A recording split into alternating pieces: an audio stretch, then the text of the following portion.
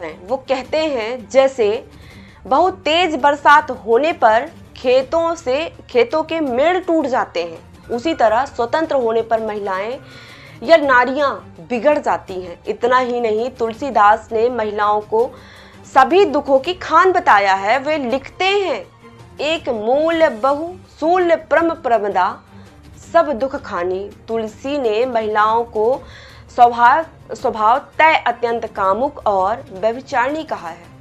यहाँ तक कि उन्होंने यह भी कह दिया है कि वे अपने भाई, पिता और पुत्र के प्रति भी काम वासना से भरी रहती। किसान का प्रतिरोध हुआ, अधम जात में विद्या पाए, भयहु जथा ही दूध पिलाए। पूजिए विप्रशील गुण होना, पूजिए न सुर गुण ज्ञान पर बीना। जे बरनाधम वरण में अधम कौन कौन लोग हैं? जे बरनाधम तेली कुम्हारा, सपच की रात गोल कलवारा। उत्तरकांड में लिखा है, आप गूगल पर जाके सर्च करिएगा, रामचरितमानस। बिहार के शिक्षा मंत्री डॉक्टर चंद्रशेखर ने यह बातें कही हैं। उनका कहना है कि रामचरितमानस और मनुस्मृति जैसे ग्रंथ समाज में नफरत, जातिवाद फैलाने का काम कर रहे हैं। इसके बाद बहुत बवाल हुआ, लेकिन सवाल यह है कि क्या डॉक्टर चंद्रशेखर ने जो बातें कही हैं, क्या वो सच में रामचरितमानस में कहीं दर्ज है, कहीं लिखा हुआ है? प्रमुख बहुजन विचारक सिद्धार्थ रामू का कहना है कि ब्राह्मणों, द्विजों और मर्दों के वर्चस्व की स्थापना और बहुजन और महिलाओं को नीचा दिखाने के लिए रामचरितमानस को लिखा गया है। हिंदी क्षेत्र में पंडित तुलसीदास का रामचरितमानस ब्राह्मणवाद का सबसे प्रबल प्रचारक है और ये ग्रंथ ब्राह्मणों की महिमा मंडन को बढ़ाने और कायम करने के लिए लिखा गया है। उदाहरण के तौर पर समझिएगा, श्लोक के माध्यम से पूजहि विप्र सकल गुणहीना, शूद्र न पूजहु वेद प्रवीणा। यह चौपाई रामचरितमानस के अरण्य कांड में है। इसका मतलब है कि ब्राह्मण चाहे कितना भी ज्ञान गुण से रहित हो, उसकी पूजा करनी चाहिए, और शूद्र चाहे कितना भी गुणी ज्ञानी हो, वह कभी पूजनीय नहीं हो सकता।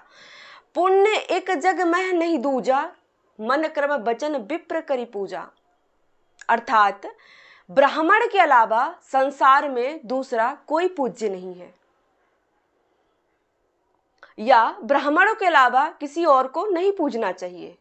ऐसे चौपाइयां रामचरितमानस में भरा हुआ है, जो बार बार यह रेखांकित करता है कि ब्राह्मण ही सबसे ज्यादा अच्छे हैं, वो सर्वश्रेष्ठ है।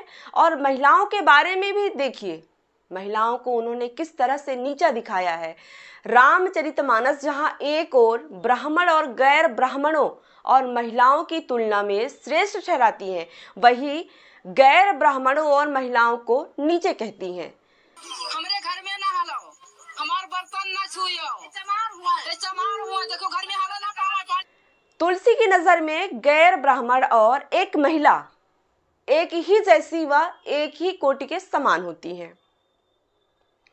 इसकी पुष्टि करने के लिए राम स्वरूप वर्मा जी तुलसी निमंत चौपाई का उदाहरण देते हैं। तुलसीदास कहते हैं कि ढोल गवार शूद्र पशु नारी, यह सब ताड़न के हैं अधिकारी। यानी महिला बिना कुटाई और पिटाई के या दुत्कारे बिना ये किसी काम के नहीं होते, ये रिस्पेक्ट, इज्जत डिजर्व नहीं करते। रामचरितमानस का पाठ कर रही बहुजन समाज की महिलाएं ये सब चौपाई पढ़ती हैं, भला उन्हें कैसे लगता होगा? ये सोचा आपने कभी? रामचरितमानस में बहुजन जातियों को गाली दी गई है। रामचरितमानस में जगह जगह गैर ब्राह्मण जातियों का नाम लेकर भी उन्हें अधम और नीच कहा गया है। आप चौपाइयों के माध्यम से भी समझ सकते हैं। जो बरनाधम तेली कुम्हारा, स्वपच किरात कोल कलवारा। अर्थात तेली कुम्हार, भंगी बहेलिया, कोल कलवार अधम वर्ण के लोग हैं। यह सभी पापी हैं, यह पापी के कौम है। इसके साथ ही रामचरितमानस यह भी कहती है कि अहिर मुसलमान और कीरत अत्यंत पतित हैं। केवट जाति को रामचरितमानस में देवताओं के मुख से नीच कहलवाया गया है। तुलसीदास के रामचरितमानस के अनुसार जहां वर्णाश्रम धर्म का पालन राम राज्य की सबसे बड़ी विशेषता है, वही शूद्र द्वारा दर्जे की बराबरी करना अपने ज्ञान पर गर्व करना है। द्विजों से यह कहना है कि हम तुमसे कम नहीं हैं, कलयुग का सबसे बड़ा लक्षण है। महिलाओं के खिलाफ तुलसीदास ने कैसे जहर उगला है। तुलसीदास पूरी तरह महिलाओं की स्वतंत्रता के खिलाफ हैं। वो कहते हैं जैसे बहुत तेज बरसात होने पर खेतों के मेड़ टूट जाते हैं, उसी तरह स्वतंत्र होने पर महिलाएं या नारियां बिगड़ जाती हैं। इतना ही नहीं, तुलसीदास ने महिलाओं को सभी दुखों की खान बताया है। वे लिखते हैं, एक मूल बहु सूल प्रम प्रमदा सब दुख खानी। तुलसी ने महिलाओं को स्वभाव तय अत्यंत कामुक और व्यभिचारिणी कहा है। यहाँ तक कि उन्होंने यह भी कह दिया है कि वे अपने भाई, पिता और पुत्र के प्रति भी काम वासना से भरी रहती हैं और खुद को व्यभिचार से नहीं रोक पाती। इतना ही नहीं, तुलसीदास यह भी घोषित कर दिए हैं कि महिलाओं में 8 अवगुण तो हमेशा ही रहते हैं, इनसे कोई महिला मुक्त नहीं हो सकती।